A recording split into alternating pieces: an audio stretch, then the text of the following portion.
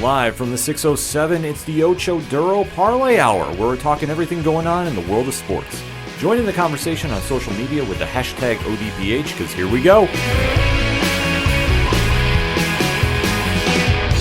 Instead of looking deep inside, every word I have to say, keep it simple. Welcome to an all-new edition of the ODPH podcast. What is happening, everybody? Thank you so much for joining us this week. My name is Ken M. Joining me in studio, as always, you know him. He's the co-host. His name is Padawan J. Let me talk to you. And boy, we finally have something to talk about in the land of sports. Yes, we do. It's been a little quiet because after we get to the All-Star break in Major League Baseball, everything really dies down a little bit because it's about ready to ramp back up with the NFL kicking off. Summer Olympics are going on right now, which we would definitely will be talking about. But it's otherwise, it's just kind of a very calm. Yes, thank you. That is the word I'm looking for. It's a very calm time period. Yeah. So if there's not a lot going on in sports, we don't want to waste everybody's time. But finally, we got some stuff to talk about this week. So we definitely want to keep those conversations rolling as the land of sports are really kicking into high gear. And then after the show, Pat, where does everybody go? ODPHpodcast.com. Right on. Swing on over to the website. Definitely interact with us on all the social media accounts. Everything's growing there. We're having a lot of great interactions. And we'd like to keep talking about those conversations that you hear on the show after the show. So that's how this all builds up into one old big ODPH society. That's what we do here, folks. So definitely make sure you sign up, subscribe, do what you got to, and keep that ball rolling. Also, check out the T-Public store link. A lot of things are happening over there. Speaking of places where stuff is happening, a brand new episode dropped last week for patrons on the ODPH patron feed. So one tier, $2 a month, and boom, you had a bonus episode that nobody else got. That's how it works. Also, at the website, check out the blog section where there's always reviews dropping, especially one for a certain Amazon Studios / Prime Video show that is coming out this week as we record. So In about 48 hours from now. So if you want to get the early spoiler-free advanced thoughts. Or 24 if they do that early release thing. Yeah, we always just got to keep an eye on it. But nevertheless, it's going to be a show that everybody's going to be talking about, so you can get the spoiler-free review right there and now. So boom, it's another big win there. Also at the website, you can check out the directory. Pad, how many providers are we on? 908,430. I don't question it, folks. He is the Statisticians of Stars for a reason. So definitely, wherever you're listening to us, drop a review. It definitely helps the algorithm of the show. So wherever you're listening, we do appreciate it. We like to know where everybody's listening to us on too as well. Kind of, helps us about where we should be pushing everything. Yeah. Also, check out the classified section, which has friends of the show, such as 3FN Podcast, Dragon Master Games, Nerd Initiative, and many more. And links for one thing that we are very vocal about here, and this is all we're going to say about it, voter registration links. Especially living in the United States this year, it's going to be a big one. So, obviously, just make sure to get out and register and vote. And then last but certainly not least, because one of our musical guests are going to be swinging through the area this week. Yeah, they are. We have a great music section which features such bands as Brian Wolf and the Howlers, who is going to be swinging through the 607 this weekend. So if you are living here locally, definitely go check him out. If not, he's residing in Austin, Texas, and playing a lot of shows down there. So he's currently on tour right now. It's awesome to see. Same thing with Tom Jolu, who's touring up and down the East Coast last I checked. Second Suitor's out playing some gigs. What can we say? Floodlands is making some rounds too. So is shout out to Robots. Everybody's really doing some cool music right now or getting ready to release some stuff. So either way, go to the website, go check them out, and definitely go support them because they support us. And if there's anything, everything that is the ODPH that I might have missed, you can find it at ODPHpodcast.com. And always remember on social media to use the hashtag ODPHpod. Let's talk some sports finally, Pat. I'm super amped up. That's when you know I can mess up the intro because I'm super excited to actually talk some sports on here. What are we going to kick off this show with? We're going to be talking about UFC 304, which took place this past Saturday from the Co-op Live Arena in Manchester, England. Yes, this one had a very, very unique card set up with some very, very important matches in two weight classes at least. And we definitely have to break down what was going on this event. So, Pat, let's do it. Yeah, so we're going to jump right into the main event, which led off in the featherweight division with Arnold Allen defeating Giga Chikadze via unanimous decision. All three judges scoring the contest 29-28. Huge win for Allen. I will say this. He is one that the UFC was very big on at one point. I don't want to say he had the full hype train behind him, Right. like we've seen other fighters have, but he's somebody that the UFC had been very, very high on. And to see him get this win, which was so well needed, I think is one that can get him right back into the higher contention in the featherweight division. So I think that definitely helps. I'm not sure exactly who he would get, but I think this was just another one to get his name back on the radar because I thought it kind of fell off a little bit. Funny you bring up the rankings. I am looking at them, which you can do yourself at home, UFC.com/rankings, and thankfully they have been updated. Ooh, that's good. So the featherweight division is, of course, led by Ilia Topuria, who is the champion. Number 1 overall contender, Alexander Volkanovski. Number 2, some dude named Max Holloway. I don't know. You might have heard of him. Number 3, Brian Ortega. Number 4, Yair Rodriguez. Now, this is where it gets weird because there's 2 dudes listed at 5. The first one listed at number 5 is Movsar Evloev. And then Arnold Allen himself is also listed at number 5. Number 7 is Josh Emmett. 8 is Aljamain Sterling. 9 is Calvin Kattar. And then 10 is the man Arnold Allen defeated this past Saturday, Giga Chikadze. So not sure why there's 2 guys at 5. Could be a clerical error on I think it's a typo. on the end of UFC's part. But hey, technically, according to what I'm looking at, Arnold Allen's in the top 5. Well, that's a big jump up for him, so that's good. Yeah. And then for who he would fight next, boy, I don't know. Triple threat. They haven't gone that route yet. Because the only thing that happens now is it was announced that Topuria is going to be fighting Max Holloway for the title. That makes sense. Which that's going to be a hell of a fight. That's Yeah. going to be absolutely insane. Put butts in the seats. Oh yeah. So I think with that situation, it's a domino effect depending on who wins and loses. Because Volkanovski is sitting there waiting in the wings. Yeah. I don't know necessarily who he would go in there with against, depending on who had won. Right.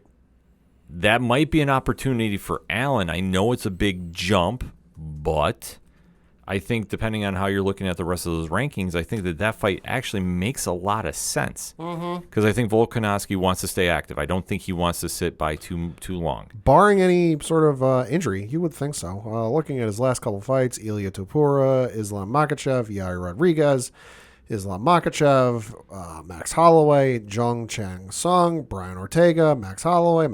God, he loves fighting Max Holloway, doesn't he? Well, the thing about the featherweight division is at that level, there wasn't a deep division. True. And then you got Jose Aldo, Chad Mendez. So, I mean, just looking back and forth. So, Topuria, some point, but, he's kind of tied up with Max Holloway at this point.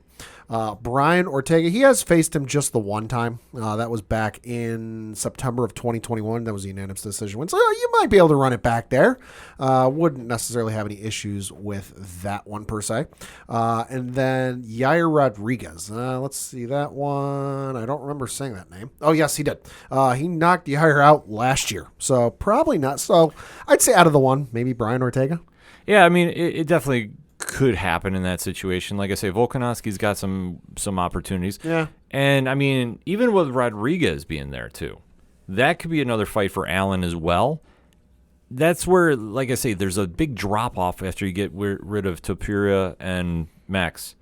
Right. It's really wide open depending on how they want to shift fighters around. Sure. Because I'll be very honest, and this is not meant to be a disrespectful comment, and I hope it doesn't come out this way. I think there's just a severe drop-off in that featherweight division. There's names, but it's, after 5. Yeah. So depending on what you want to do there, Right. that's where I think the big domino is going to fall. So I don't want to say that the division's going to be held up because that's not a fair statement for Topuria and Max because they're both ready to fight. It's not not like a Conor situation where or a John Jones. Yeah, where a champion disappears for reasons. Yeah. And they can't get things moving. I think in this situation it just depends because we've already had Holloway versus Volkanovski so many times. Yeah, that's true.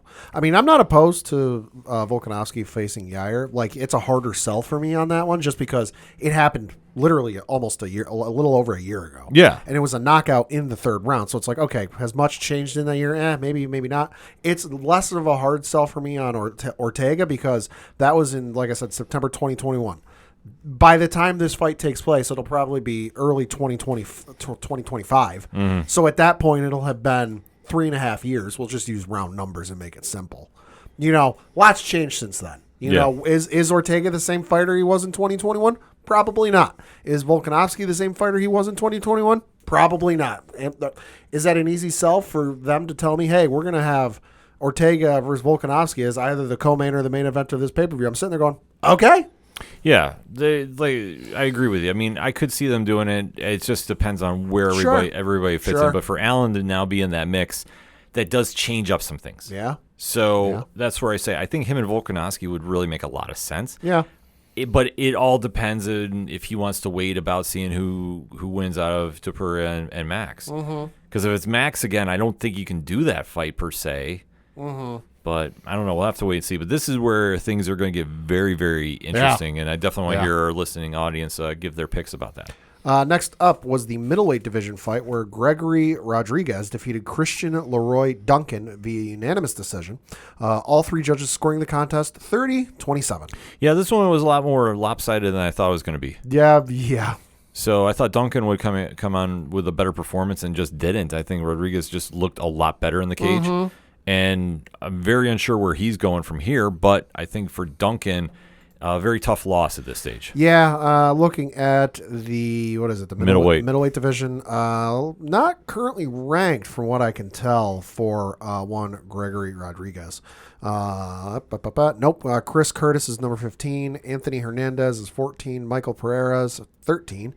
Caio Borrello is 12. Some dude named Hamzat Chimaev is number 11. Roman Dolidze is 10. Jack Hermanson is 9. Paulo Costa is 8. Brandon Allen is number 7. Marvin Vittori is 6. Jared Cannonier is number 5. Nasruddin Amavov is number 4. Robert Whitaker is 3. Some dude named Israel Adesanya, I don't know, I might have heard of him, is number 2. Sean Strickland is number 1. And the middleweight champion is Dricus du Plessis. Although I'm a little surprised.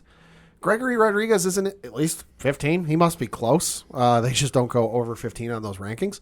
Because I'm looking at his professional record, 21 matches, 16 wins, 5 losses, currently on a 3-fight winning streak. He knocked out Dennis Tulanen at UFC 292. That was back in August of last year. Came back in February of this year against Brad Tavares, knocked his ass out, and then had this unanimous decision win against Christian Leroy Duncan. So you got to figure he'll at least in one of the next couple cards, assuming he's not medically hurt and on medical suspension, he'll get someone I'd say from 10 to 15.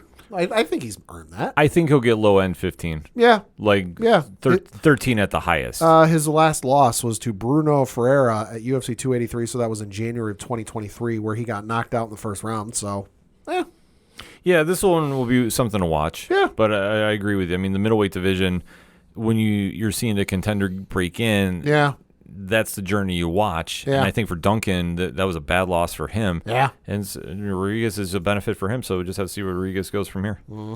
Next up was the lightweight division fight with hometown favorite Paddy Pimblett defeating King Green with a triangle choke submission. So I will say this. I was very surprised that Bobby Green went for a takedown with Paddy. Yeah. I was shocked at this. On the list of things I would not have had guessed in 2024, that's up there. I thought he would keep this standing, and where I thought he had a way better chance. Pimblett is not the worst on the ground per se. Right. But I thought it was a very, very ill-timed choice for him to go flying in there. And Green has never been known to have this amazing ground game, to my knowledge. Right. So it almost reminds me in a weird sense of when Chael Sonnen did the spinning back fist on Anderson Silva. It's like, what are you doing? Yeah, that's true. That was my honest reaction to this. I was like, he tried catching him off guard, sure, but... So, King Green, 25 professional matches, 22 wins, 3 losses. 10 of those wins are by submission. So more than half, because 6 are by knockout, 6 are by decision. On the flip side, for Paddy Pimblett, 50 professional matches, 32 wins, 16 losses, 1 draw, 1 no contest, 9 wins by submission, and then 11 by knockout, 12 by decision. For his losses, though, he's only been submitted 3 times in his entire professional career. The other ones are 5 knockouts, 8 decision, and then obviously the 1 draw, 1 no contest. Very interesting. Mm-hmm. Well, Pimblett now is the 15th ranked fighter, so he is now cracked in there. Also made a call out after his 305 win. Oh? Yeah, he called out, and I apologize if I butcher this name. Moicano? He called out Moicano. Yeah, he said, quote, I have a name that everybody wants me to fight. Renato Moicano. Hopefully he gets through Benoit Saint Denis. We'll see if we can set it up before the end of the year or in the new year, close quote. Well, I'll tell you what. Yeah. I would not be mad about that fight in any way, shape, and or form.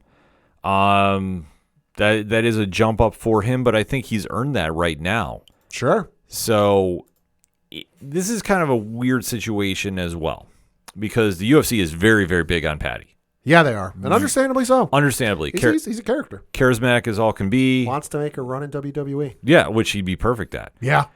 He does have all the intangibles the UFC loves in pushing their stars. Mm-hmm. So to get him back in the cage, that's a big win. To get him a higher profile fight is huge at this stage. Moicano would be a great fight if they can swing it.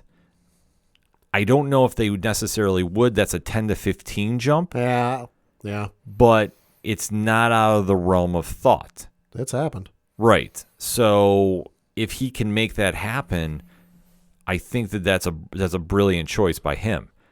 Because unless you have somebody else with some star power that you want to push, it's tough to say after that. Like, you take a look at who Paddy's fought and his run that he's been on. I can't think of, like, he hasn't fought Dan Hooker yet, to my knowledge. So I'm just going to go through his UFC because his win record stretches back to March of 2020, where he knocked out a gentleman by the name of Decky Dalton. And then that was in Cage Warriors 113. And then he had another submission win in March 2021 against a gentleman by the name of David Martinez.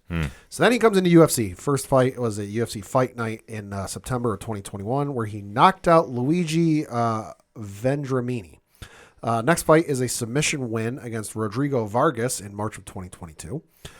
Jordan Levitt was the next victim in his run here with a submission win against Jordan in July of 2022. Comes in against Jared Gordon. That's a unanimous decision win in December of 2022. Then he beat Tony Ferguson in his last fight, which that was a unanimous decision. That was in December of last year. And then his most recent fight, obviously the triangle choke submission win against King Green. So his list of opponents in the UFC: Luigi Vendramini, Rodrigo Vargas, Jordan Levitt, Jared Gordon, Tony Ferguson, and King Green. Yeah, so that back end of the top 15 is wide open. Uh-huh. Hooker would be a good fight. Moicano is reaching, but I think you could get there. I think if the UFC wants to shift some things around. Right. Because if memory serves me right, I think Moicano has a fight already booked against somebody. I think one of the, because I was reading the quote from an article, I think the thing the articles brought up was if he makes it through Saint Denis. Oh, okay. So he's got Saint Denis lined up. I think that's what it is. Yeah. Okay, let me double check that. That makes sense. I think that sounds very, very familiar. So if that fight is going down, he's going to have to wait. Yeah. Pimblett did say, "quote I have a name that everybody wants me to fight, Renato Moicano." Pimblett said, went on to say, "quote Hopefully he gets through Benoit Saint Denis. We'll see if we can set it up before the end of the year or in the new year." So because that fight's we're in July. We're already talking the latter half of the year. Yeah, because that fight's September-ish. I'll look it up. I want to say that because I believe it's a card in Paris. Right. So, yeah, that changes things too. I don't know if they're going to want to wait to get Paddy back in the cage. Right. That could be the only factor that kind of throws everything off. So if Moicano is fighting in September, and depends if he comes out unscathed. Yeah, you medical suspension. Yeah. You could make that fight for November range if you're lucky. December would probably be more of a time frame. December, January. Yeah, could be. Let's see. That's the Sphere fight. Wow, they announced the fights for that. Yes, here it is. So the announced bouts. This is for UFC fight. This is for a fight night, not a pay-per-view. Taking place in Paris, France.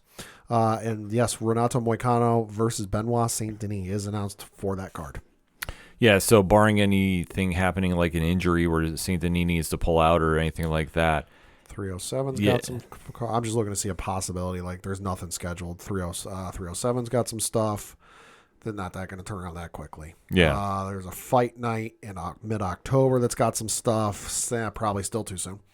Then there's another fight night in the middle of October. Got some fights. Probably not there. 308 is in the end of October. Probably still too soon. So you're looking. There's nothing booked after UFC 308, which is in Abu Dhabi. So maybe early December, early mid-December. But that's assuming everybody comes out of the fight without unscathed and no medical suspensions. Yeah. Moicano makes it a lot of sense now that it's out there. Yeah, I can see it. I think if they can't pull that off, they're going to give him somebody else high profile. Yeah.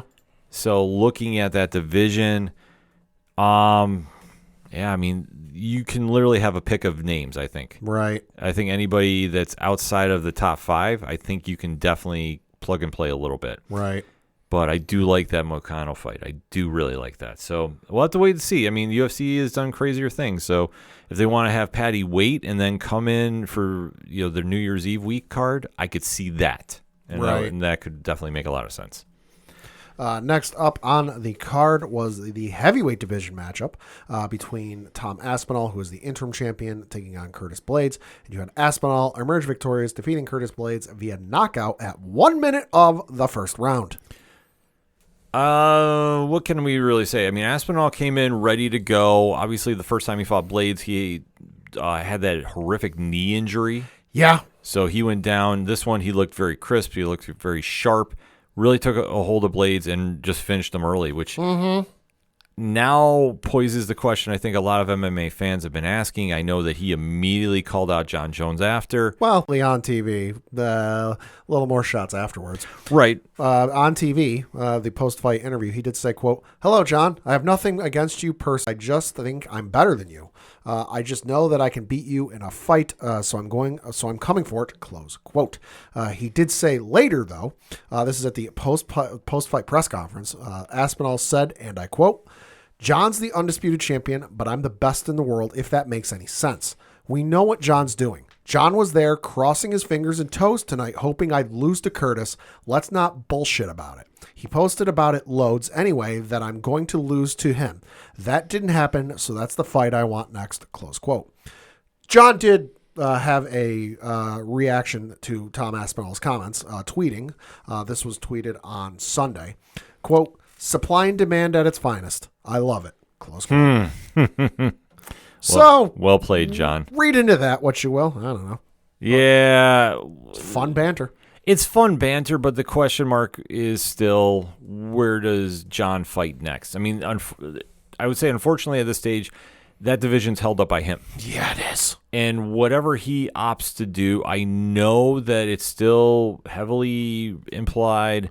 November, Madison Square Garden is him. There's a couple things possibly in the way of that. Yeah. If you've been reading the news lately. Right. So, like I say, that's the heavy rumor. So I'll put the big allegedly there.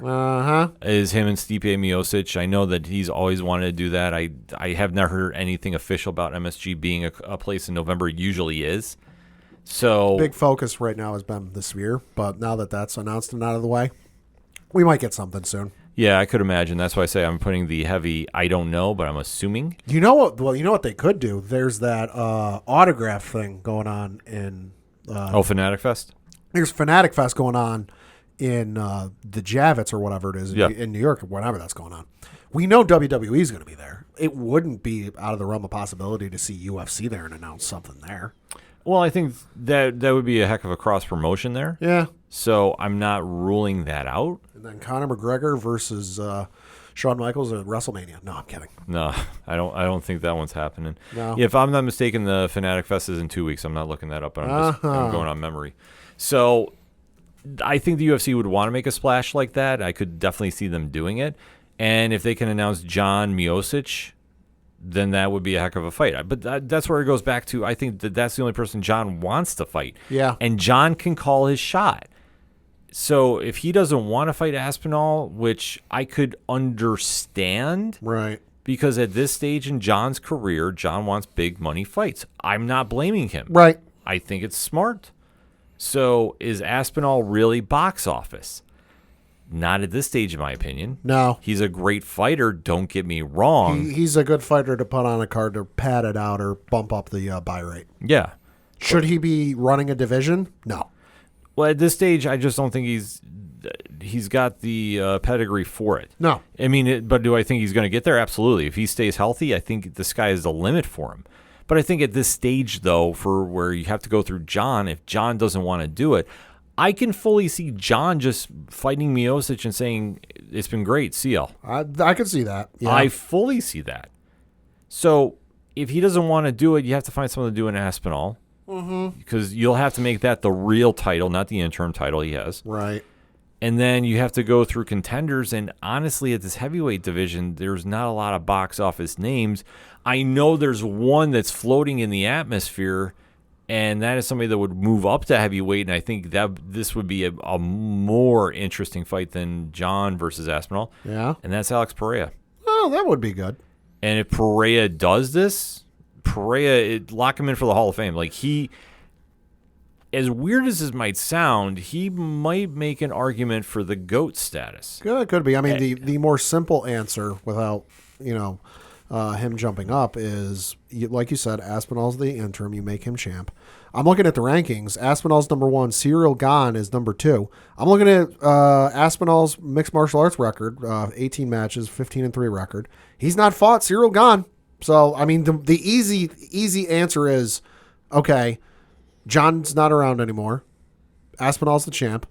Him versus Cyril Gane at the next opportunity. Boom. Yeah, I could see them doing that as well. But I think that they want to make something real box office for the heavyweight division. That's why I think, okay, the easy answer is Cyril Gane, but no, they're going to go for box office. Well, yeah, because I think they have to, because in every single kind of combat sport, the heavyweight division is usually the headliner. Yeah. In certain cases. Like, you take a look at boxing, it's always put around the heavyweight championship of the world, even though the lighter weights, in my opinion, are better fighters. Right. That's just my opinion on it. So I think in the same kind of case, the UFC wants to really give the heavyweight title a little bit of prestige. And I think that if you can sell the story of Pereira moving up again, right, and if he defeats Aspinall, because this would just be I guarantee this probably would not be a mat fest. If he beats Aspinall, he is now a champion in 3 divisions. Good Lord. In less than 2 years. Yep. Let that sink in for a moment. Dude would not have to fight again, and he'd be in the Hall of Fame. Oh, yeah. I think he's already there, as wild as Yeah. it sounds. But I think that would be something the UFC would be salivating about if they can't lock up John. Yeah. And I know Aspinall has thrown in many, many different ideas for it, doing a mini tourney, doing whatever. Yeah. I know he really wants to fight John, and I don't blame him, but I just don't think John's going to take it at this point. Probably not. I think John is really going to use his quote-unquote creative control, if you will, and he's just going to tell Dana, no, this is who I want to fight, make the fight happen. If it's not happening, I don't care. Somebody get the language of his contract. Does he have a creative control clause in his contract? Yeah. We got to check this. Yeah, because I think the only other fight you can do, but you can't make it happen, Somebody call my lawyer. is Ngannou. But Ngannou is not fighting for the UFC anymore. So, Yeah, what is he, bare knuckle? No, he's PFL. Oh, that's what it is. So, I knew it was one of those. but for Aspinall, huge win here. Nevertheless, I think he needs a couple more put together to really make that dominant run in that weight class. So we'll have to see what he does next. Yeah. But I would not doubt the UFC giving him some box office, though. So I'm going to say right now, I think Pereira would be the fight. Makes sense. And then your main event of the evening was for the UFC Welterweight Championship, with Bilal Muhammad defeating champion Leon Edwards via unanimous decision. 2 judges scoring the contest 48-47, the third judging the contest 49-46 to crown a new welterweight champion. Surprised at this. Yeah, a little bit. Very, very surprised. This went the way I thought it was going to go. Not with the decision, though. Going to Muhammad. I thought this was going to be Leon Edwards. This really threw me off. Decision-wise, though, I'm not surprised at. I don't think either fighter really goes for pretty much the big finish. They're both very technically sound. Right. So that's where I gave the edge to Edwards. But now this opens up a lot of different possibilities.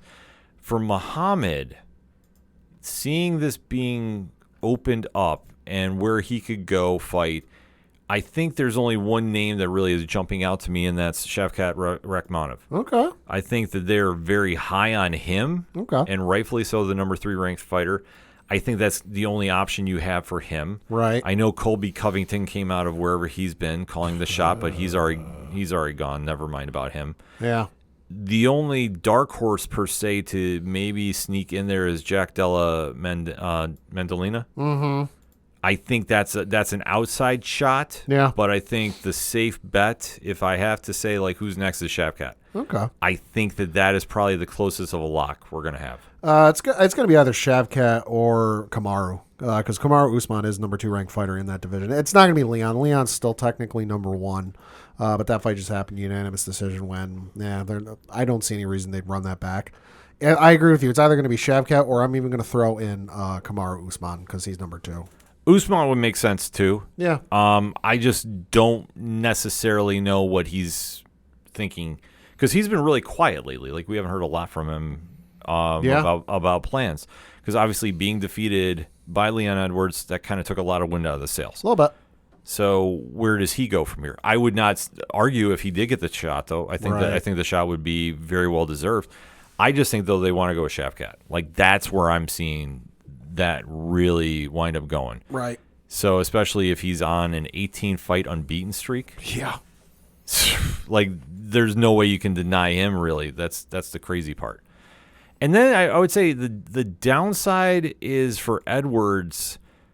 Where does he go from here? Mm-hmm. And I think this is going to be a situation much like in Aljamain Sterling's case that he worked so hard to get there. He's not a box office fighter. Right. He's very technical. Right.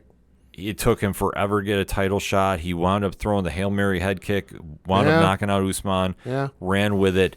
I don't think he's going to be getting an immediate rematch by any stretch of the imagination. Nope. So where does he go from here? So I like I said, I don't think it's going to be Leon getting the immediate rematch. It's going to be somebody else, Usman, Shavkat, somebody.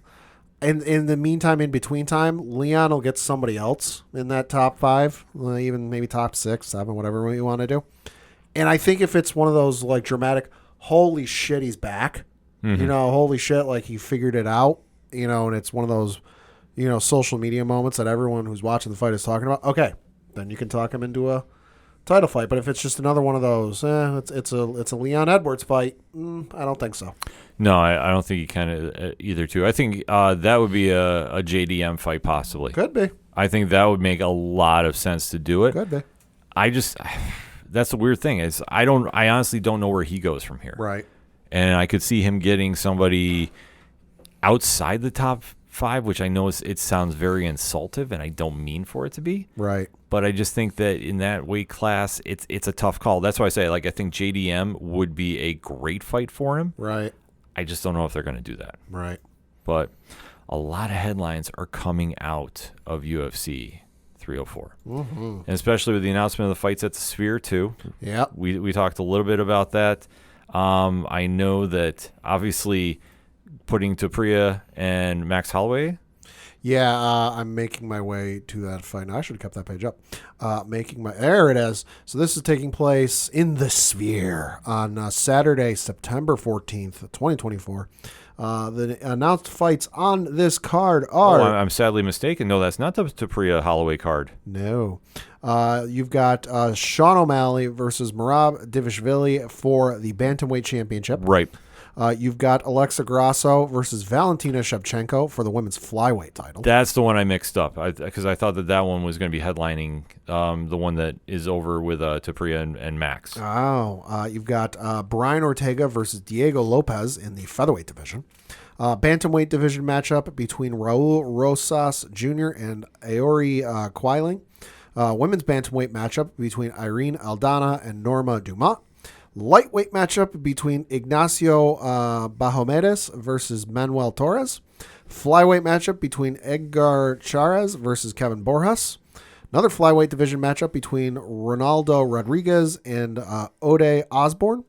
women's strawweight matchup between Yasmin Jarugi and Ketlin Souza. And then lastly, and certainly not leastly, a lightweight division matchup between Daniel Zellhuber going up against Esteban Ribovics,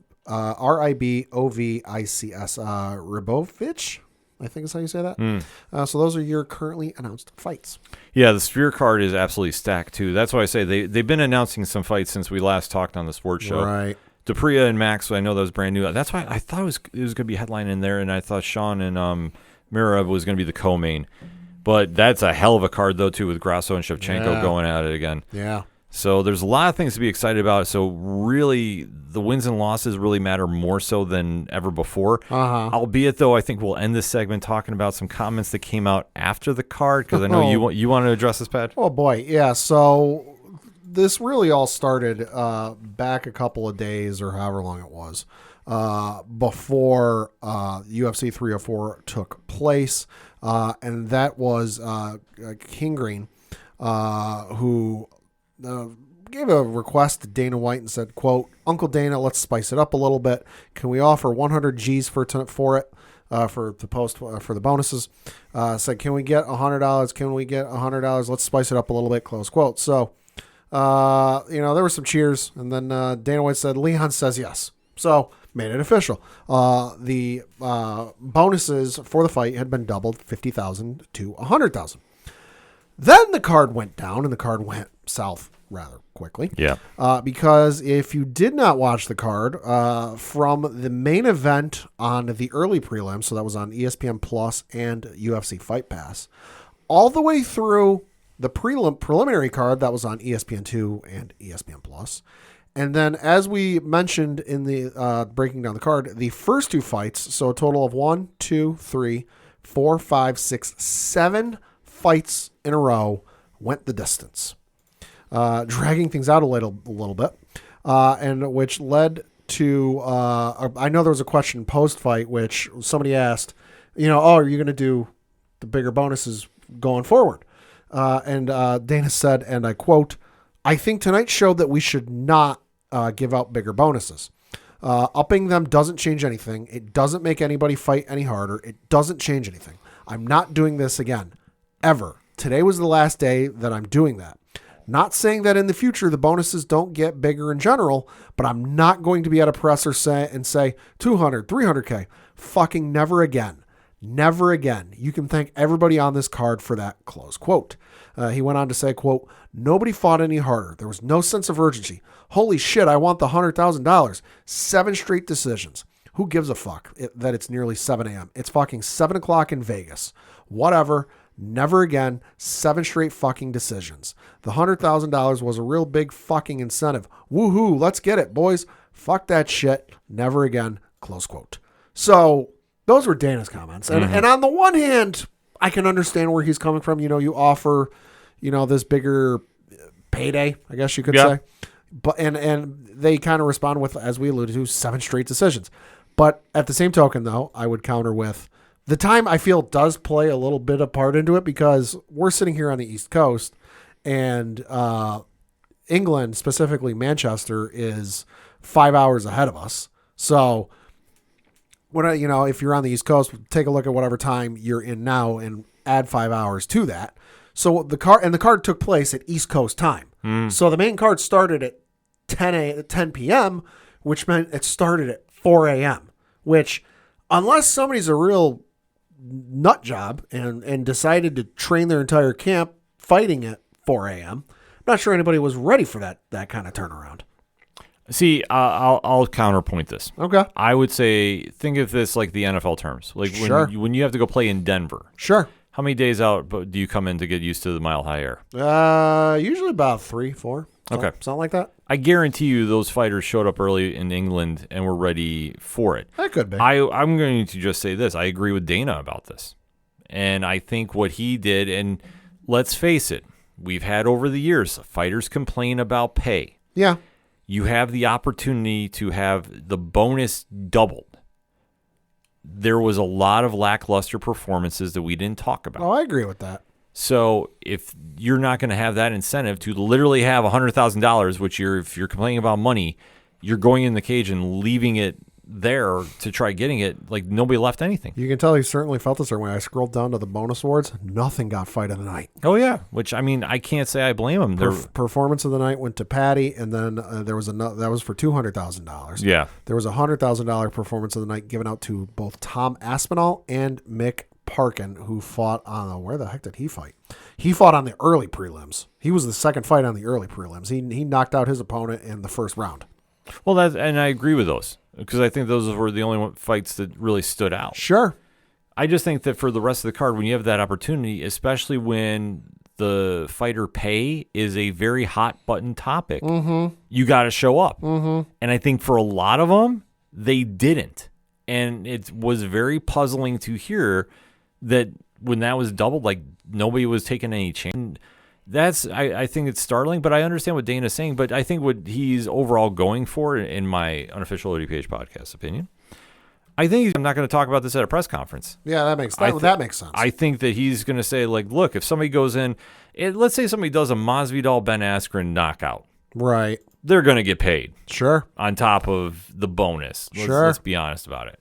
So that being said, I think he's just going to make sure it's done behind closed doors, and somebody's going to get real pay if they're going to do some real work. Right. And I just think, unfortunately, for 7 snooze fests. Yeah, that which was nuts. Yeah, I mean, because you have to sell the fight to us. Like, if we're paying nearly $100 in American money to watch this, why do I want to watch something that's going to put me asleep? And there is video footage of people at the arena literally falling asleep. Yeah. Which, again, time might have had something to do with that. Sure. Unless you work, the overnight shift, I don't think anybody's nearly ready, because you didn't wake up at 3:30 and then just drive over to the arena and go see the fight. I mean, some people might have. Yeah. But I think the vast majority of people probably just stayed up through the night to go watch the thing.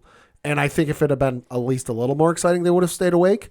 But at the same token, though, it's like, I think that's kind of one thing I just don't get is, why was the fight at 4 a.m. UK time, and it had to be at the normal time here in the US. We as US fans, especially for UFC and even WWE when they've done some of the European cards, we do not mind when the cards start at noon or 1. I agree with you. Noon or 1 in the afternoon. As someone who's getting into his mid-late 30s, it's not as easy for me to stay up later like it was 10 years ago. I usually need at least an energy drink, maybe 2 if I'm feeling extra tired. So staying up for these later cards is not as easy as it was. You sit there and tell me, hey, we're going to have a UFC card. It's going to be on pay-per-view. It's going to be over in, I'm picking up country here, Germany. We're going to have it in Germany or Austria or someplace. It's going to start at, noon, 1 o'clock. Fucking sign me up. Let's go. You're getting my money. Well, I think that's something they're going to look into probably in the future after this. Right. But they've always stayed very true to that time slot for Vegas. Yeah.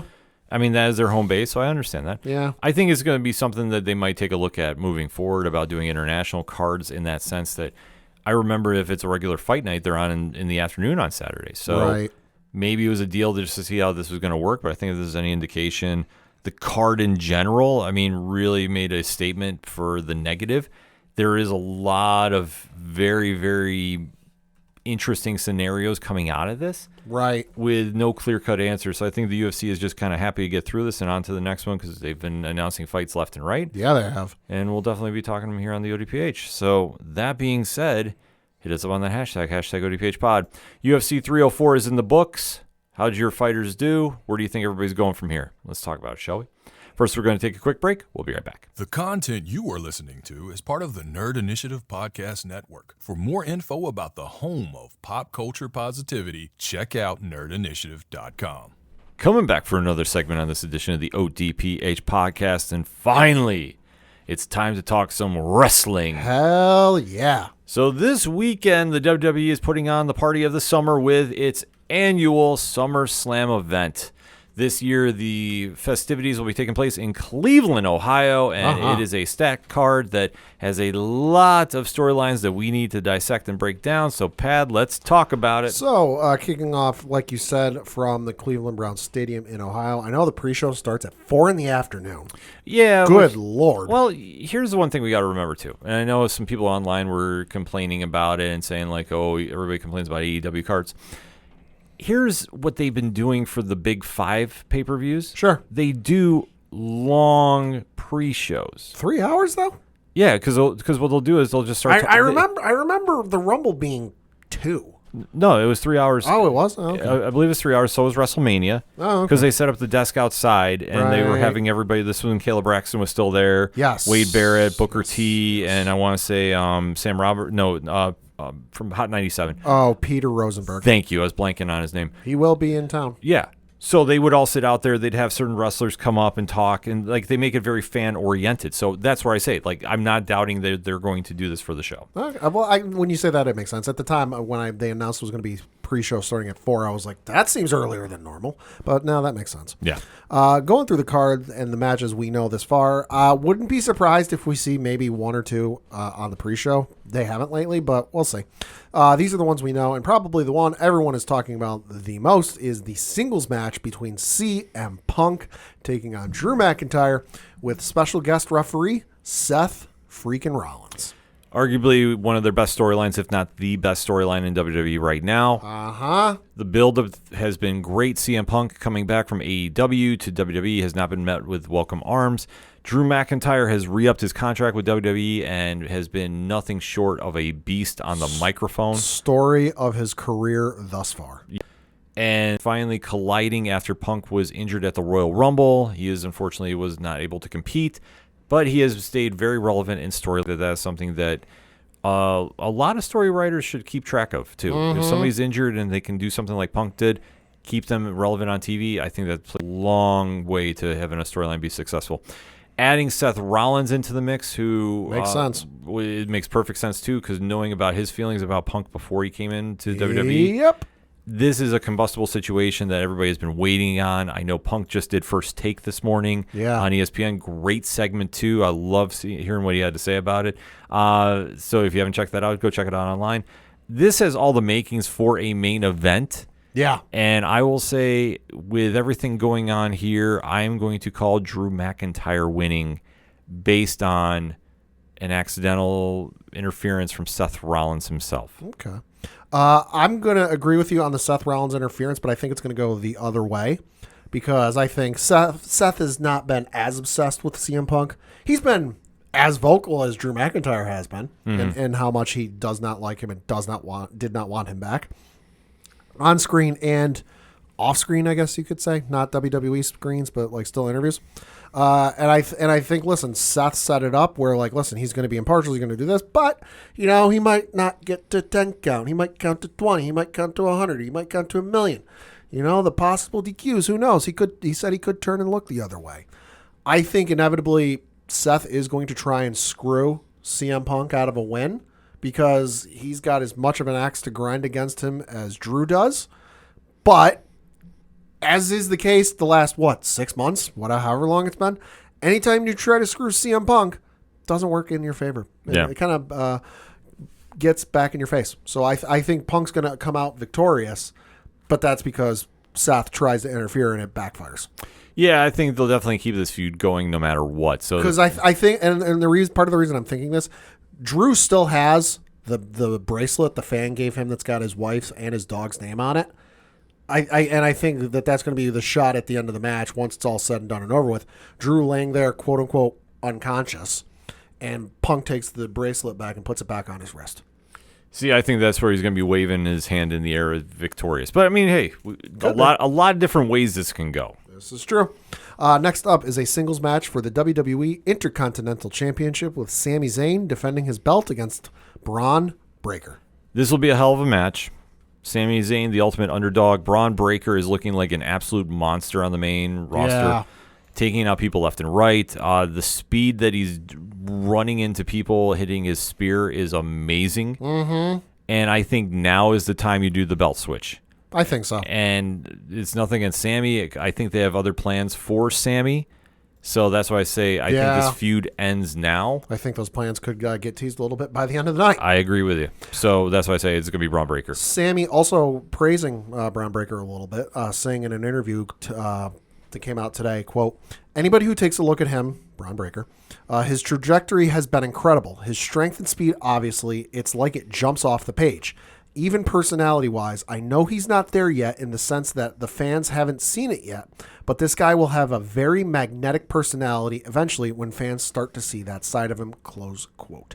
He also went on to say, quote, I think with enough time and enough finessing and just the right people telling him the right things, which, as you know, in our industry could always go awry with the wrong people telling you the wrong things.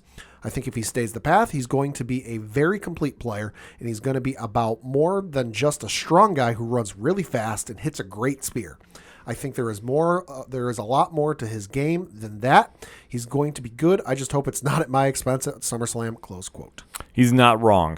I think WWE is going to take their time with him. Yeah. I wouldn't doubt, had he not be involved with the Bloodline storyline, they would have paired him with Paul Heyman. Could be.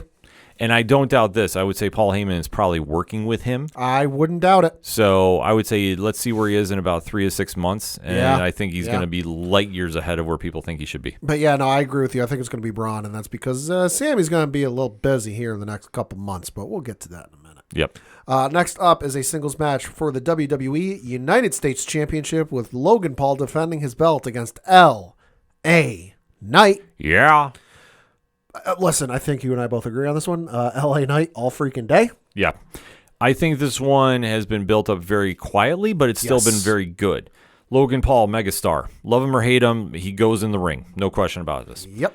L.A. Knight has been in this weird limbo, Yep. I guess, to some people. Yeah. Since he was getting the big title push against Roman Reigns over at the Crown Jewel show. Yep.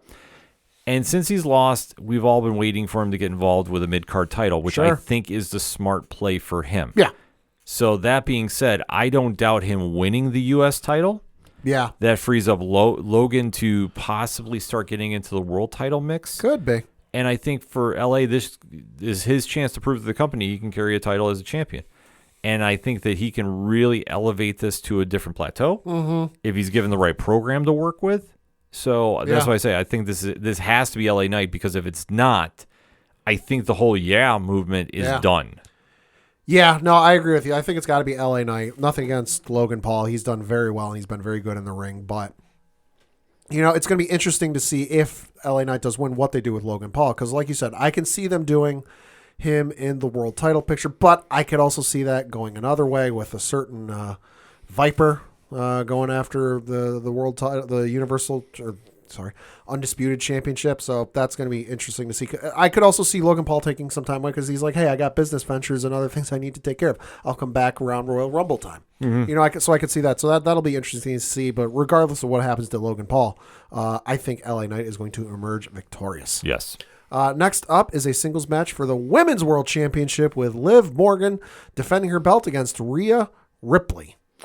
One of the best storylines going on right now. Friggin' telenovela, or however you say that, in perfection. Yes, this has been It's a soap opera. It's a situation that turned from a negative to a positive. Holy shit, it's so good. The negative was Rhea Ripley unfortunately got injured the night after Mania in a fluke moment. Yep. And Liv Morgan played it up, and WWE writers spun it into something positive. Yeah, and ran with it beautifully. And Liv has really stepped up her game as a character. So getting involved with the Judgment Day, going on a Revenge Era tour has been nothing short of fantastic. And they're setting up for something big to happen here. Everybody would say even money as Rhea comes in and wins the title, but I'm going to say no, this is going to be end still. Okay. With some kind of help from the Judgment Day. Okay. There's a couple different ways we can do this. Okay. The one, it's Dominic Mysterio Well, that's the easy one. in the Ultimate Heel turn, or it's Finn Balor. Oh, okay. So I could see something happening here where Rhea is done with the Judgment Day after this. Okay. So regardless, it's going to be Liv and still. See, I think I've been going back and forth about this since last night because I had a couple ideas floating in my head of how this could possibly go. I think the one I've possibly settled on, although if you ask me in the next couple days up until SummerSlam, it might change. But the one I'm settled with on my mind right now is it's going to be Rhea Ripley, and she's and hear me out when I say this. She's going to beat the absolute holy hell out of Liv Morgan. Oh yeah, completely. She's going to squash her, but it's not going to hurt Liv. It's not going to be a negative for Liv because who is going to be out there rooting for mommy? Dominic Mysterio. Dominic ain't got nothing going on. You know, the rest of the other Judgment Day members minus Damian Priest don't have anything else going on. Dominic's going to be out there. He is going to feel bad for what happened to Liv Morgan. So Rhea's going to emerge victorious, stand there holding the belt, but Dom doesn't get in the ring with her. Dom is kind of like torn, like looking back and forth between the two. And you see this kind of look of like, oh my God, I did this to her. I put her in the crossfire by, with everything going on with Rhea. And he feels bad with her and he sides with her. And he leaves out of walks back from ringside to the back with Liv Morgan and Rhea standing there screaming at him. What are you doing? No, like whatever she wants to yell. And then you go from there. Yeah, I think that's going to happen regardless. I think that Liv is going to be entered there and Rhea is going to be left alone. Yeah, I do. I could see that happening too. I mean, it just depends if they want to give Rhea the world title, but sure. But she's at a place too. She doesn't need it. Sure. So I think they want to keep this feud going in some way. So that's why I say I think Liv retains with some help. Okay. So have to wait to see there. But I think, like I said, lean in Dominic being the sole person. Yeah. Next up is a singles match for the WWE Women's Championship with Bayley defending her belt against Nia Jax. So this one has been the sleeper feud of the show. The one that's probably the least focused on of the entire card. Mm-hmm. Since WrestleMania, Bayley got her belt back and has been defending champion. Nia Jax wins the Queen of the Ring competition, cuts an amazing promo after. Yeah. And really is a testament to the work that she's put in because let's face it, her first run in WWE was not great. No. She is light years removed from it. She's been very, very good in what she's been doing. Definitely the number one contender for most improved. Absolutely. No question about that. I think that she has been the most improved wrestler of the year by far. Yeah. So seeing her in this match, I think they're going to have a very, very good match. I think we're going to have Enu. Okay. But I think it's going to be Enu via Money in the Bank, and it's Tiffy time. Ooh. Tiffany Stratton's walking out with the belt. Okay. This is the one that I could see it going either way. Bayley retains, Nia wins, but I think in some fashion we are going to end up with Tiffany Stratton as the new women's champion via cash. It's going to be at the end, mid-match, before match, whatever. I think it's going to be Tiffy time. Yeah. Next up is a singles match for the World Heavyweight Championship with Damian Priest defending his belt against Gunther, the 2024 King of the Ring winner. See, this storyline has gotten much better over the past couple weeks on Raw. Yeah. Damian Priest is now convincing me he might win this. Yeah. Because prior to, I would say 2 weeks ago, if you asked me, this is Gunther all day. Uh-huh. Gunther had video programs. He stayed off TV. They were hyping him up as a real threat. Uh-huh. He cuts this amazing promo, tearing down Priest in every single fashion. Yeah. And Priest responds accordingly. Okay. Going in the ring, beating the holy snot out of him, cuts his amazing promo. It's very fan favorite geared. It works. And he's now looking like maybe the underdog story is going to be there. So this is how good the storyline has gotten in a short amount of time.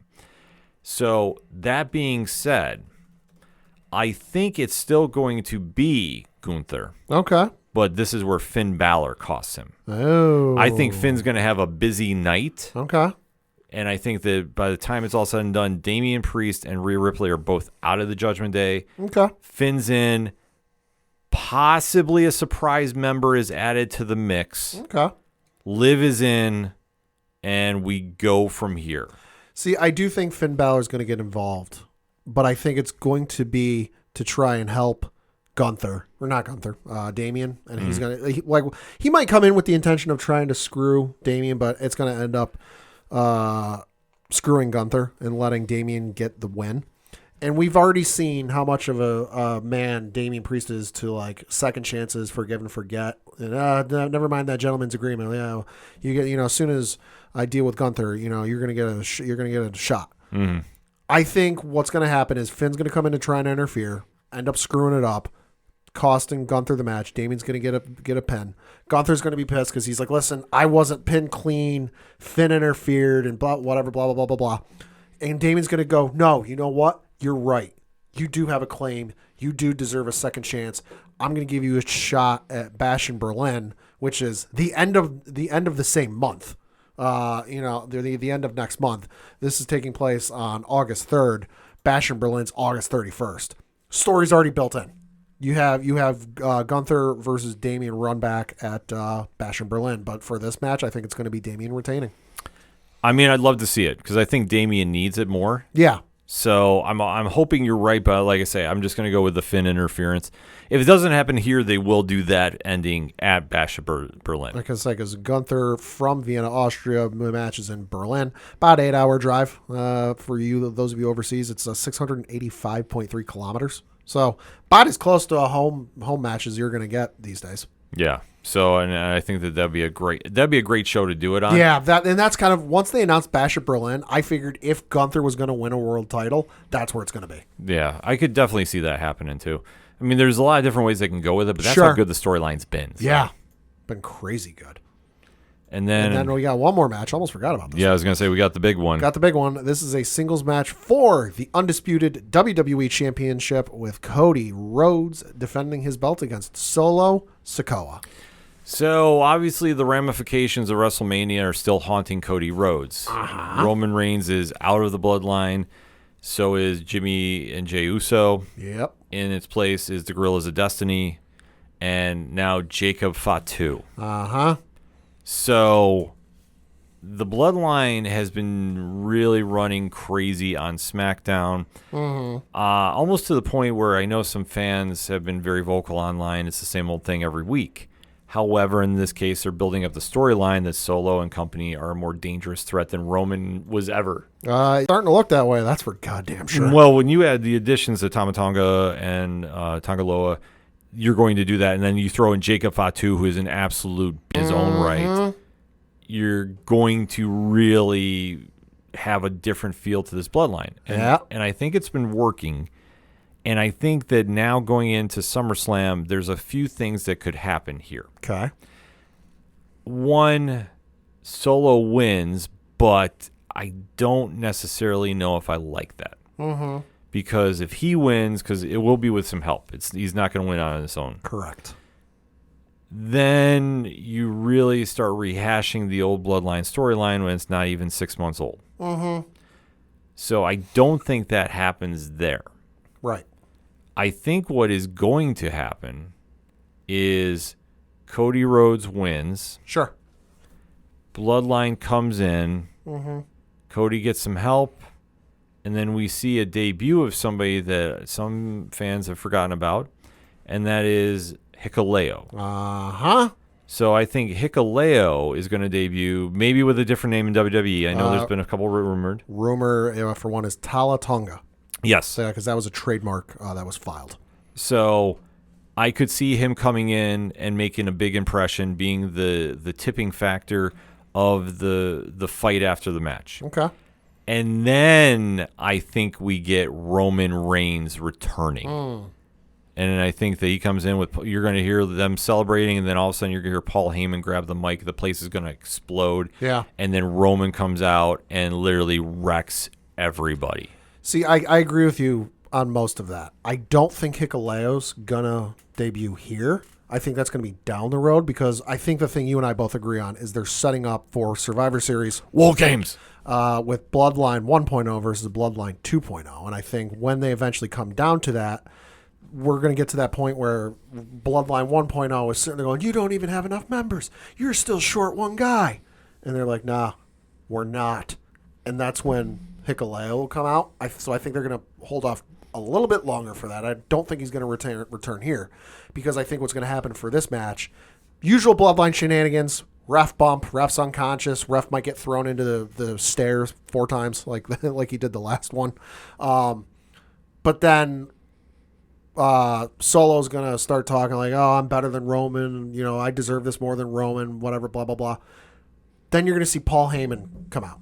From either ringside or from the entrance ramp, crowd's going to go nuts.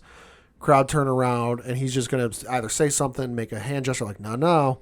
And that's when Roman's music hits, and you're going to see if there were a roof on this arena, the roof would come off the goddamn place. Because I think if there is a time that you are going to bring back Roman and set up the Survivor Series War Games match, this is the place to do it. Yeah, I think we have the seats get set up one way or another. Going to be possibly the pop of the year. Yeah. I just don't think Cody's going to win. I see. I'm sorry. I rephrase that. I don't think Solo's going to win. I agree with you there. And it's not to say if he does, like, I'd be super mad. Because I'm thinking, let's see, Solo, Tama Tonga, Tongaloa, Fatu. That's 4. Hikuleo would be 5. So then you got Roman, Jake, Jay, Jimmy, Sammy. They're still short 1. Yeah, Sami Zayn. So that'd be 4. They're still short 1. So then who's the 5th member of Bloodline 1.0? Oh, hey, I need your help. I realize we had a lot in the past, but I now feel more in tune with you than I did before, having lost my father. I know how you feel. Will you help me for this one match? Because at this point, Roman comes back. He's a face. He ain't the heel no more. So it makes sense. Have Cody team with him for the Survivor Series War Games match. Yeah, I mean, I could see that too. I mean, or even if you want to throw a dark horse in there, John Cena. Oh, that could be. Cena on his farewell tour. Yeah, I mean, or no, the farewell tour is next year, but early start. I was gonna say you could mess around with that. Yeah, that's the great thing about this show is they have so many different possibilities. This is true. So we'll just have to kind of sit and wait back and see. And like you said, I wouldn't doubt if they're going to be doing add-in matches to us. I wouldn't doubt that maybe you have Tama Tonga and Jacob Fatu taking on DIY. Yeah, that's going to happen at some point. I think that's going to happen the SmackDown before. Yeah. I wouldn't doubt possibly more tag titles getting defended. Could be. Like there's some options they can go with. But overall, it's going to be just a great weekend for the WWE. I know that they're going to show up because this is one of the big 5, so they want to really make a statement with this. Yeah. I know that Cleveland Card is going to be going crazy. The Miz is the host of the show. Makes sense. Yeah, so a lot of big wins to happen here for WWE. Yeah. So that being said, hit us up on the hashtag ODPH pod. What is your takes for SummerSlam 2024 taking place live this weekend on the Peacock streaming service? And WWE's big party of the summer is going to kick off a big rest of the year for 2024 with War Games looming on the horizon too. And if you want to hear more pro wrestling talk, Nerd Initiative Thursday night, 8 p.m. Eastern Standard Time on YouTube for Wrestling Night Live. A lot to go over this week as well. So hit us up, let us know. We'll see you then.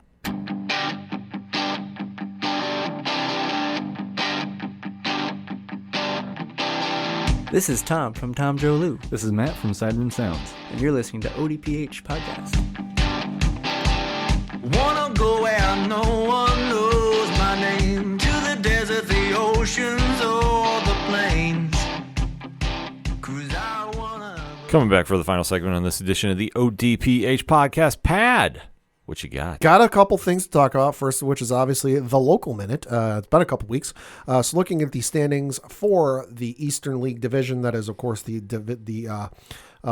Eastern League, that is where our Binghamton Rumble Ponies play. Their division they are in, the Hartford Yard Goats, or the Colorado Rockies affiliate, are in first place with a record of 54 and 41. Portland Sea Dogs, who are the Boston Red Sox affiliate, are 2.5 games behind them at 51 and 43. Our Binghamton Rumble Ponies, who are the New York Mets affiliate, are 3 games behind Hartford with a record of 50 and 43. Somerset Patriots, who are the Yankees of AA affiliate, are 6.5 games behind Hartford with a record of 48 and 48.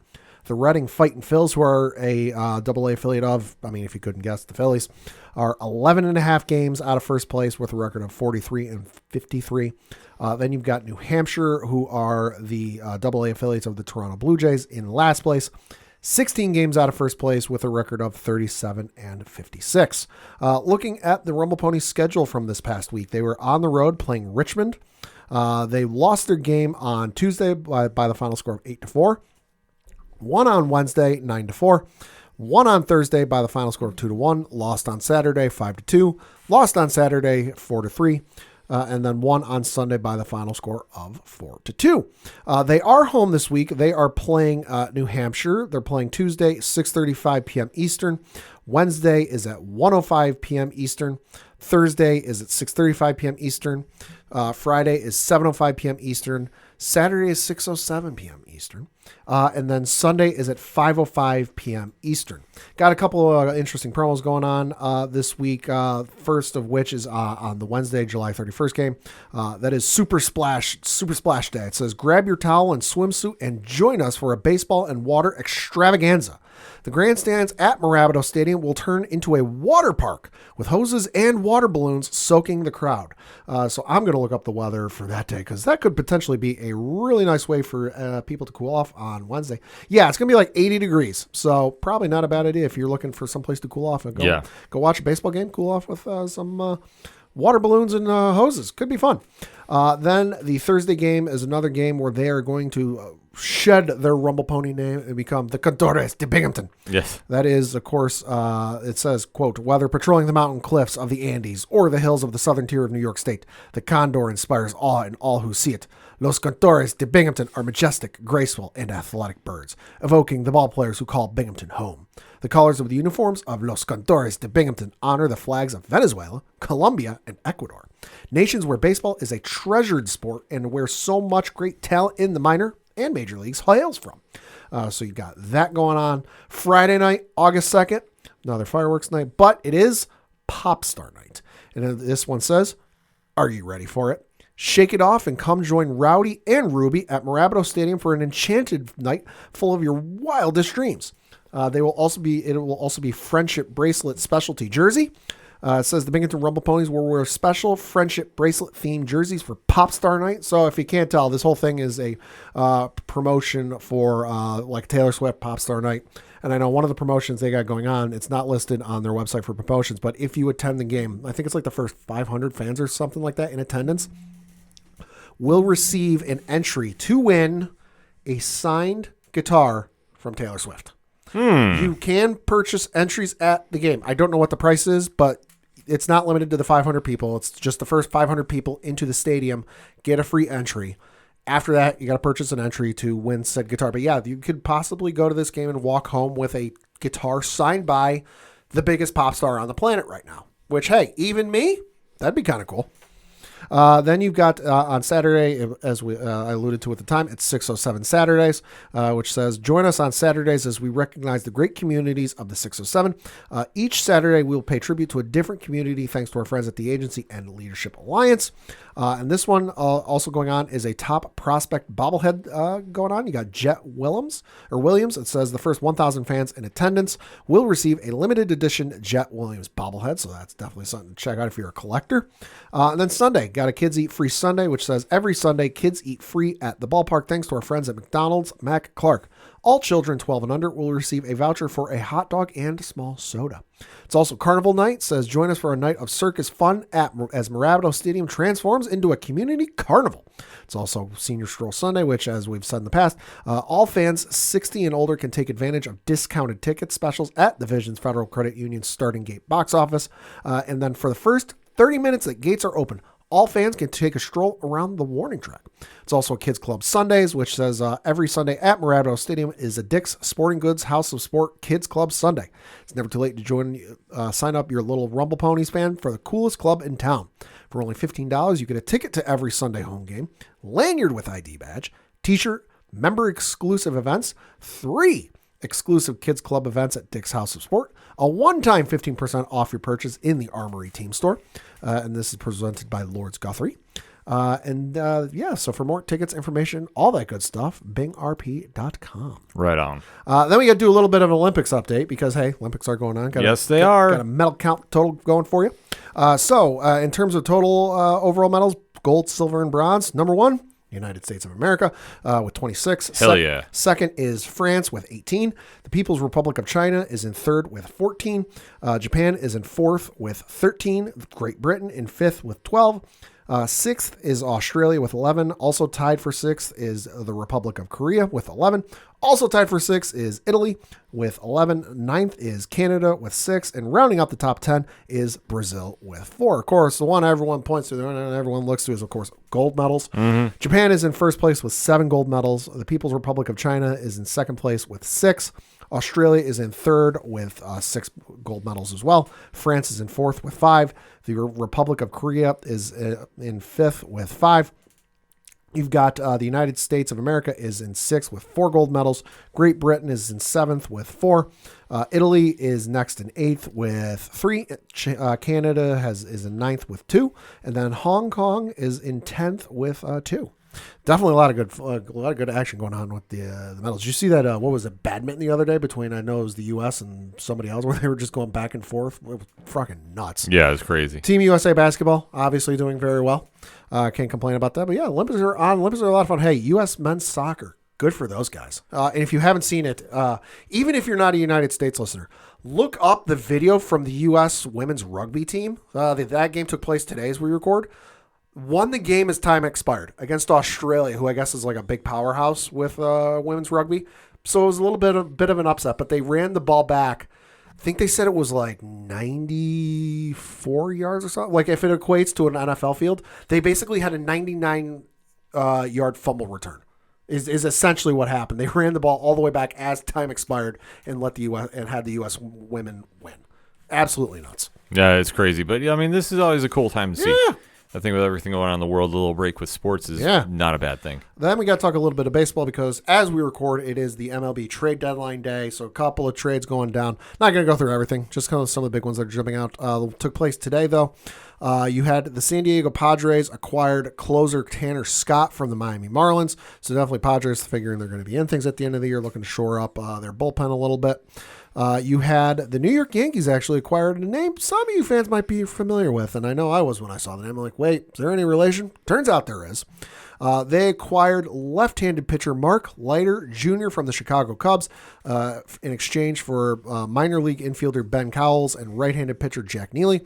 Yes, it is related to that Leiter, the Leiter family. Mark Leiter Sr. did pitch for the Yankees at one time, but the one you might know the name from is his uncle, Al Leiter. Mm-hmm. So you've now got 3 Leiter family members that pitch for the Yankees. So see what he can bring to the team. This season, he's got a record of 2-4, 4.21 ERA. Pitched in 39 games, and he's got a 53 strikeouts. But it's with the Cubs. Cubs aren't exactly all that good with offense this year, so yeah, we'll see how he does over in New York. Also with the Yankees, they acquired outfielder Jazz Chisholm Jr. from the Marlins for some prospects, and I'd say thus far he's worked out pretty good. I would say so. Yeah, hit a couple home runs, flashed the glove last night as he played against the Phillies at third base, so he's doing fairly well for himself. Also works out really well for the Yankees because this is not a half-season rental, folks. He signed a 1-year, $2.6 million deal with the Miami Marlins in 2024. There is an arbitration the next 2 years. Mm-hmm. So he's technically signed so they've technically got him for 2.5 years. Half the season this year, full season in 2025, another full season in 2026. He's not a free agent until 2027. So I think that works out really well for them. That's very huge. Yeah. The Seattle Mariners are one of the early big deals. They traded for all-star outfielder Randy Arozarena from the Tampa Bay Rays. So shoring up that outfield in Seattle, which, holy shit. Julio Rodriguez and Randy Arozarena in the same outfield. God damn. Yeah, that's crazy. That's scary. And then going down today as we record, actually, as we were recording, right at the end of the deadline, because the deadline was at 6 p.m. Eastern, the Detroit Tigers traded Jack Flaherty to the LA Dodgers. So that one's certainly huge and could potentially shore up the Dodgers' starting rotation here, because I know Clayton Kershaw just came back, but as we've seen with Garrett Cole, who knows if Kershaw's going to be at 100%? Yeah, I was going to say nothing's guaranteed there. Nothing's guaranteed, so potentially a big move for the Dodgers, but lots of interesting moves going on. Those aren't the only ones. How's your team doing? Let us know. Then a little bit of fun, a little bit of baseball news, because there was a game that took place just the other day in the city of Detroit where a couple of fans got taken into stadium jail because they ran out on the field. This is wild. But it wasn't any college kid who did a dare for his buddies. Like, oh, hey, I'll give you $100 if you run out on the field. Which, sorry, if you're doing a bet like that and you're only getting $100, reevaluate your friends. And we do not condone that kind of action here at the ODPH. Yeah, I'll say we want to make it clear we do not condone any of behavior, because what'll happen, for those of you who don't know, or those of you who are considering trying it, you will get arrested. Mm-hmm. You will get taken to jail. Now, given this situation, I don't know how this is going to work for these hoodlums. But if you're an adult over the age of 18, you will get arrested. You will get removed from the stadium. You will spend a night in the clink, and you will get banned from that stadium for the rest of your life. Yeah. So, if you are a fan of said team, really consider before you go and do that, because is it worth it? To me, no. But this past Friday night at the Detroit Tigers game, about halfway through the game, a couple people ran out on the field, and of course TV. And here's the other thing too: you're not gonna make it on TV. You're not gonna get your 15 seconds of fame. They don't. Spoiler alert: they don't show you. Mm-hmm. They acknowledge you because it looks really weird when fans are cheering and they're not cutting to what's going on. They'll say, "Hey, yeah, some fans are running out on the field, but we're not gonna show them." So you won't even make it on TV. You might make it on the internet for all of 10 seconds, but But a couple of kids, maybe between 10 and 13 years old, did run out on the field. They tried to make it back into the stands. One did for all of like 2 steps. He got caught very quickly. The other one got caught, so they got taken away by police. Now, that's why I say if you're 18 years or older, you will get arrested. You will spend a night in jail. For these kids, I don't know what would have happened, but I presume not jail. They were taken out in handcuffs. They were handcuffed, though. We will say that. Yeah. They were handcuffed. They were taken out. Maybe juvenile hall, given their age. I doubt they'll be tried as adults for running out on a baseball field, but weirder things have happened. But yeah, a little bit of fun. A little bit of wacky hijinks, as they say. But yeah, word to the wise. Don't run out on a baseball field. It's not worth it. No, it's definitely not worth it. Unless, of course, it's one that the stadium and team condones. Yeah. Because I know that we have it locally that at least, 6th inning or something, they have the kids run out. It's at the end of the game. Yeah, it's at the end of the game. So, yeah, it's something like that. Yeah, and just to like really emphasize the point, stadiums can fine. Well, some stadiums will even fine you of like up to $5,000. So unless you got that sitting around burning a hole in your pocket, really don't do it. Yeah, it's 1,000% not worth it. Yeah. And last but certainly not least, it is the start of the football season this week. Almost, but this time of year is always considered the unofficial kickoff to the NFL season. This Thursday night, August 1st, as we are recording, Houston is taking on Chicago, 8 p.m. Eastern Standard Time at the Tom Benson Hall of Fame Stadium in Canton, Ohio. It is the Hall of Fame game, the official kickoff for the preseason of the NFL. Here's my question. Unless you're a fan of one of these teams, does anybody really give a fuck about this game? Fantasy people. I mean, I give you that, but like watching the Hall of Fame ceremony, sure. I understand that completely, especially if you grew up watching those players who were getting inducted. But like, who'd you say is playing? The Bears and who? Chicago. Or I'm sorry, Houston. Houston. Okay. So Texans and Chicago. I'm sorry. I'm not a Bears or a Texans fan. I play fantasy. Me personally, I don't care. I'll see highlights. I'll be like, oh, okay, just to see how it went.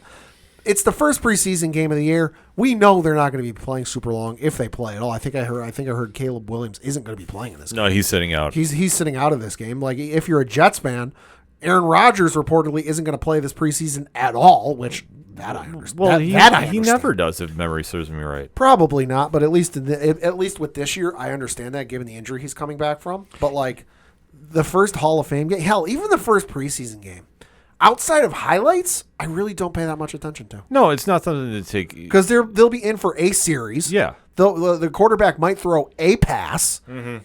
They might complete it if they're lucky, and then they're off the field and they're done for the night. No, they play a series, but the main point about it is if you're a fan of these teams, you get to start seeing how those late round draft picks start panning out. Oh, sure. That's why I say if you're a fan of one of these teams and you're watching this game, I totally understand that. I got no issues with that. But like me personally, But it is the event that kicks off the True. big Hall of Fame weekend and the inductees that are going to get put into the Canton Hall this year. So, like I say, it is kind of monumental in that aspect. And plus, it's just reminding us that football is literally now a month away. That is true. So that's where I focus my attention on because week 1 is going to be coming up faster than we know what to do with. Yeah. Literally September 4th to the 10th is week 1 of the NFL. In case you don't know who's getting inducted into the Hall of Fame this year, the class is Dwight Freeney, Randy Gradisher, Devin Hester, Andre Johnson, Steve McMichael, Julius Peppers, and Patrick Willis. Yeah, so very solid class going in. Yeah. So festivities are going to be going on with that. So definitely make sure to check your local listings for that and NFL.com as well. They'll have all the information you need to know to celebrate the Hall of Fame. And like we said, the regular season is just a couple weeks away. I'm starting to feel my age because we're now reaching a point where the NFL and MLB Hall of Fame classes are all people I actively watched. Yeah. It wasn't like, oh, they were playing at the tail end of their career, which was when I started watching. Like, that was me for baseball up until probably the last 5 years or so, where it was like, oh, I remember seeing these guys play, but it wasn't for very long because it was just when I started watching. And the same for the NFL. Now it's guys I actively watched for probably their entire career. And I'm like, yeah, God, I'm getting old. Mm-hmm. Join the club, Pat. Join the club. So that being said, for anything and everything that is the ODPH, you can find it at odphpodcast.com. That's it for this week in sports. So for the one and only Padawan J. Been a while since I've said this. Fuck the Astros. I was going to say, that's music to my ears. I'm your host, Ken M. Thank you as always for listening to the ODPH podcast. We'll see you next time.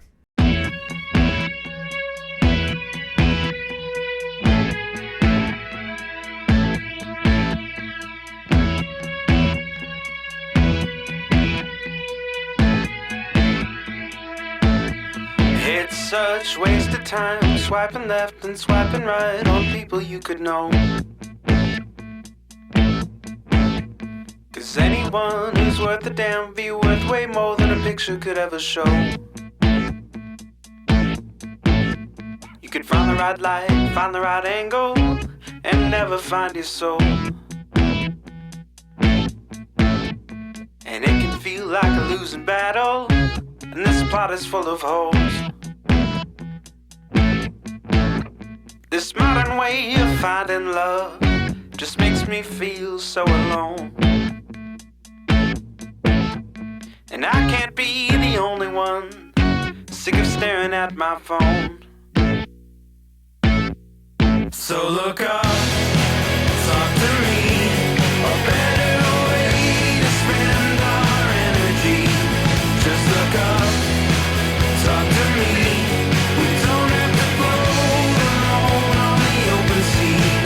Don't know that I believe in the old time fable. Everyone has just one true love. All I know is you're across this table, and you're all I'm thinking of. So look up, talk to me, a better way to spend our energy. Just look up, talk to me.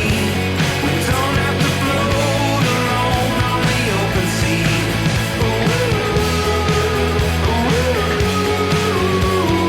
Talk to me.